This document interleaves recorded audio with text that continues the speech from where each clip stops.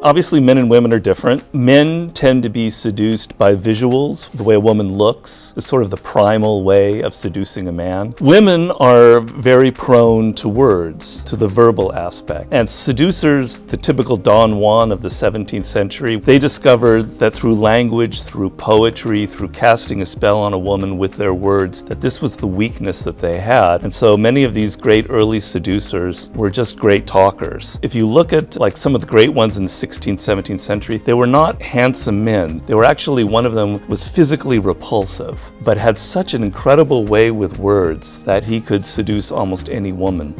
The foundation of any good strategist is your capacity to let go of the past and to not fight the last war. And what that means is the last war will have two effects on you. Either, if it was a defeat, it will bring you down and you'll become more timid and you'll carry that into your next battle and you'll become cautious and worried, etc. Number two, if it was a victory, you will become elated, you will become drunk on your own success, and you will think, I just have to repeat what I did the last time, which is a great mistake, and lots of mistakes in warfare have been because of that. When I write a book, I go back to zero. I tell myself, Robert, you're actually a terrible writer. This is going to be your worst book. This book is going to suck. People are going to really think that you've lost it. Your mother's going to not return your phone calls. She's going to be ashamed. You are not great.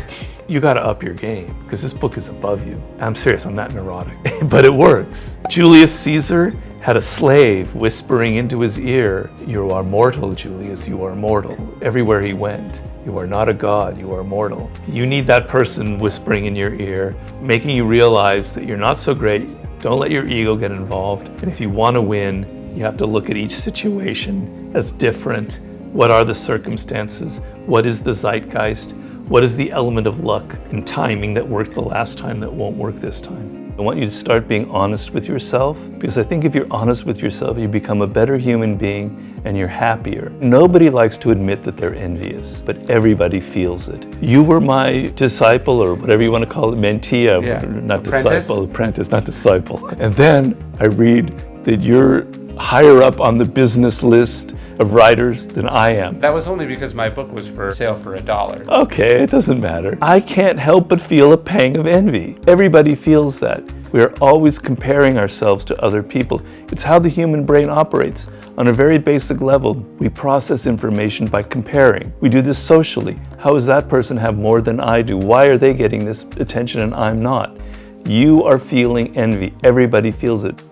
If this person has a low self-opinion of himself or herself, going there and saying, "Oh, friends, you're so great, you're so wonderful, don't worry, things will be better," you're working against their self-opinion. They're going to listen, they're going to go, "Oh, yeah, right," and they'll forget you because they don't think of themselves that way. You have to know how they think of themselves before you craft the right kind of response. What is it that will get to them? Some people want to just complain. They just want to have somebody who hears them, who listens and doesn't give them advice. And by listening to them and just letting them spill their guts out to you, you are actually helping them in a deep way. And maybe you can have the opportunity to give little pieces of advice. But don't fall for the fallacy trying to re-engineer their life or give them big advice. It's going to somehow suddenly make you their savior. You have to work within their framework, within their worldview, in order to have any kind of lasting change.